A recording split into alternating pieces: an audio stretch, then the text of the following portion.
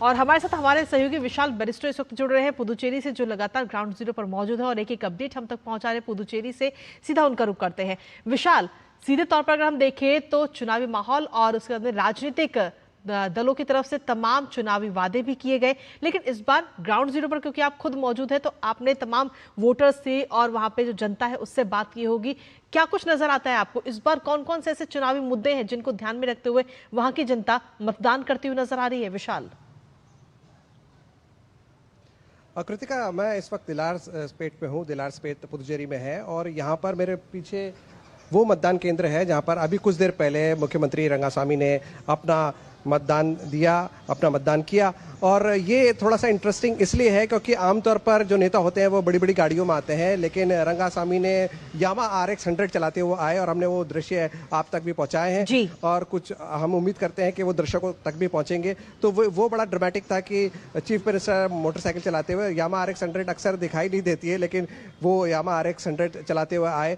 और अगर हम मुद्दों की बात करें तो पुदुचेरी एक कोस्टल एरिया है, पुदुचेरी एक टूरिज्म प्लेस है। तो यहाँ पर जो हमने लोगों से सुबह बात की, भारी तादाद में लोग आए थे अपना वोट डालने के लिए, तो उन्होंने यही बोला कि हम चाहते हैं कि पुदुचेरी एक विकसित यूनियन टेरिटरी बने, पुदुचेरी में विकास होना चाहिए, टूरिज्म को और बढ़ावा मिलना चाहिए और स्ट्रीमलाइन होनी चाहिए चीज़ें। क्योंकि अगर आप डेवलपमेंट की बात करते हैं तो उसके साथ बहुत सारी चीज़ें ऐसी भी होती है जो इकोलॉजिकल बैलेंस को ख़राब करती है, जिसकी वजह से भीड़ भाड़ होती है, ट्रैफिक डिस्टर्ब होता है और ड्रग अब्यूज़ जैसे मामले भी सामने आते हैं। और दोनों ही कांग्रेस और बीजेपी ने इनको अपना मैनिफेस्टो में भी डाला है, नो ड्रग अब्यूज़। तो ये तमाम चीज़ें ऐसी हैं, साफ सफाई का मुद्दा है, ट्रैफिक का मुद्दा है, इंडस्ट्रीज यहाँ पर होनी चाहिए, टूरिज्म डेवलपमेंट यहाँ पर और होना चाहिए ताकि एम्प्लॉयमेंट जनरेशन हो सके। ये सारे मुद्दे हैं जिनको लेकर लोग यहाँ पर वोट डाल रहे हैं। कृतिका। विशाल, लेकिन इसके साथ ही अगर हम कड़ी टक्कर की बात करें, यूं कहें कि जो हॉट सीट है जिस पर इस बार हर किसी की नजर है, वो कौन कौन सी सीटें हैं? देखिए कृतिका, अगर हम कड़ी टक्कर की बात करते हैं तो यहाँ पर कड़ी टक्कर पूरे स्टेट के अंदर लगता है कि शायद वो नज़र नहीं आ रही है। क्योंकि एक भी सीट का अगर मैं नाम लूँ, जैसे मैं यहाँ पर हूँ जहाँ पर चीफ मिनिस्टर ने अभी अपना वोट कास्ट किया है, तो मैं आपको ये बता दूं कि कांग्रेस और एनडीए अलायंस के बीच में कड़ा मुकाबला होने की उम्मीद थी। और कांग्रेस उम्मीद कर रही थी कि पिछली बार जब 2021 में चुनाव हुआ तो उनको महज 2 सीटें मिली थी, लेकिन उसके बाद 2024 के संसदीय चुनाव के अंदर कांग्रेस ने जीत हासिल करी और एक बड़ा उलटफेर कर दिया। और कांग्रेस को बहुत बड़ी उम्मीद नजर आ रही थी कि वो इस बार अपनी यहाँ पर जो विधानसभा उस पर कब्जा करेंगे। 30 सीटें हैं यहाँ पर और 30 सीटों पे उनकी नज़र थी, लेकिन थोड़े से वो कंफ्यूज नज़र आए और ये तय नहीं कर पाए कि क्या करना है। पहले 30 सीटों पर उन्होंने सभी 30 सीटों पर अपना नामांकन कर दिया। उसके बाद उन्होंने अपने कैंडिडेट से बोला कि अरे फ्रेंडली फाइट होगी, डीएमके के साथ हमारा अलायंस हो रहा है, लेफ्ट के साथ हमारा अलायंस हो रहा है। लेफ्ट पार्टी उनसे नाराज़ होकर अलग हो गई। डीएमके के लोग जब फाइनल हुआ, नामांकन वापस लेने के बाद जब फाइनली उनका अलायंस फाइनल हो गया डीएमके के साथ, तो उनके अपने ही लोगों ने अपना मैदान छोड़ने से मना कर दिया और कांग्रेस के सिंबल पे ही वो चुनाव लड़ रहे हैं। और आज भी वो डटे हुए हैं और लोगों से उन्होंने वोट मांगे। आज भी वो लोगों से कह रहे हैं कि हमें ही वोट दीजिए और वो बाकायदा चुनाव मैदान में है।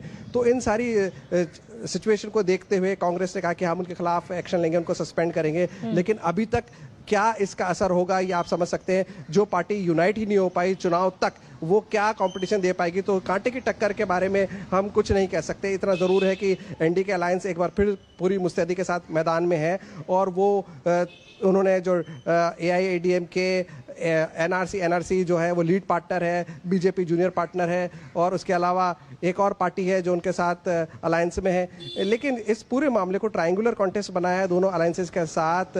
विजय की टीवी के पार्टी ने, विजय ने सभी 30 सीटों पर अपने कैंडिडेट्स खड़े कर दिए हैं। अब ये देखना होगा कि किस तरह से यहाँ के मतदाता वोट करते हैं, क्योंकि भीड़ तो काफ़ी खींची है। कृतिका, एक बात तो मानना पड़ेगा कि जो विजय है उन्होंने अपने रोड शो में बहुत ज़बरदस्त भीड़ खींची थी और वो फिल्म स्टार है, उसका फ़ायदा भी उनको मिला। लेकिन ये भीड़ कितनी वोट में ट्रांसलेट होती है, यहाँ के जो जानकार है वो कहते हैं कि अक्सर नेता आते हैं, अभिनेता आते हैं, लेकिन दोनों में फ़र्क ये होता है कि नेता जीत जाते हैं, अभिनेता को इतनी सफलता नहीं मिलती। अगर मैं तमिलनाडु की बात करूँ, क्योंकि तमिलनाडु से लगता हुआ इलाका है ये, आपने देखा होगा रजनीकांत भी ज़बरदस्त सुपरस्टार है, लेकिन उन्होंने भी अपनी पार्टी लॉन्च नहीं करी।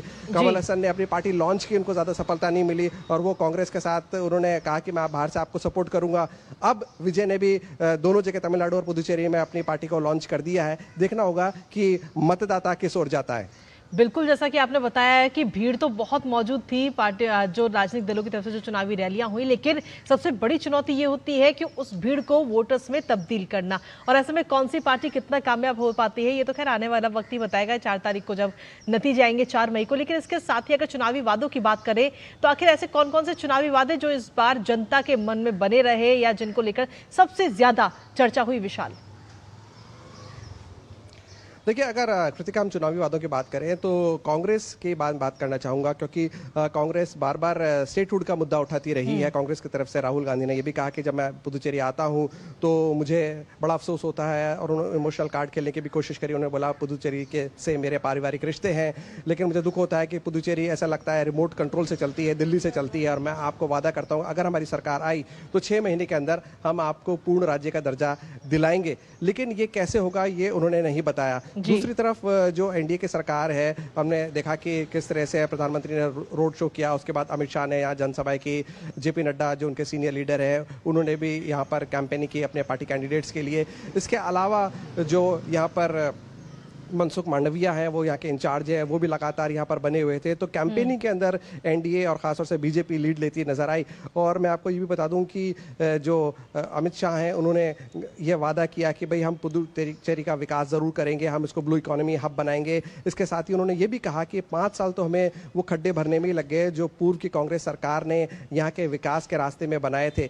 आप हमें दोबारा मौका दीजिए और मैं आपको यकीन दिलाता हूँ कि मोदी जी के नेतृत्व में पुदुचेरी की डबल इंजन सरकार बेस्ट पुदुचेरी बना के देगी, डेवलप्ड पुदुचेरी बना के देगी, क्योंकि यहाँ पर असीम संभावनाएं हैं विकास की। और हम जानते हैं कि टूरिज्म बहुत बड़ा सेक्टर है जहाँ से एम्प्लॉयमेंट जनरेशन भी होगा। इंफ्रास्ट्रक्चर को भी हम डेवलप करने की कोशिश कर रहे हैं। इसके साथ ही दोनों ही पार्टियों ने बड़ी रोचक बात ही, दोनों ही पार्टियों ने 2-2 गैस सिलेंडर्स भी प्रॉमिस की है। तो ये समानता दोनों ही पार्टियों में दिखी कि गैस सिलेंडर को लेकर उन्होंने कहा कि हम 2 गैस सिलेंडर साल में आपको फ्री देंगे। चलिए, बहुत बहुत शुक्रिया तमाम जानकारी हमारे साथ साझा करने के लिए पुदुचेरी से। और आखिर कौन कौन से चुनावी मुद्दे हैं, ये भी आपने बहुत आसान भाषा में हमारे दर्शकों तक पहुंचाया। यानी कि कुल मिलाकर 3 राज्यों में विधानसभा चुनावों के लिए मतदान इस समय जारी है। फिलहाल शुक्रिया आपका विशाल।